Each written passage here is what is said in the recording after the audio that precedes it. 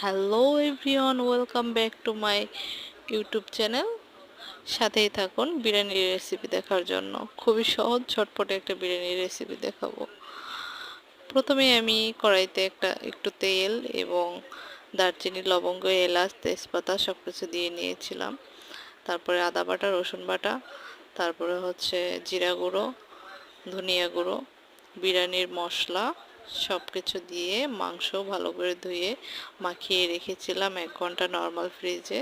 তারপরে বের করে মাংসটা ভুনা করে কষিয়ে নিয়েছি সেদ্ধ করে ভালো করে। তারপরে আরেকটা প্যানে আমি চাউলগুলো সুন্দর করে ভেজে নিয়েছি। ভেজে পরিমাপ করে গরম পানি ব্যবহার করেছি। গরম পানি দিয়ে চাপ দিয়ে ঢাকনা দিয়ে ঢেকে রেখেছিলাম। আমি যখন বলক আসে তখন আমি চুলাটা লো আঁচে দিয়ে রান্নাটা করেছি। খুব সুন্দর হয়েছে, দেখতে পারতেছেন। ভালো লাগলে অবশ্যই শেয়ার করবেন।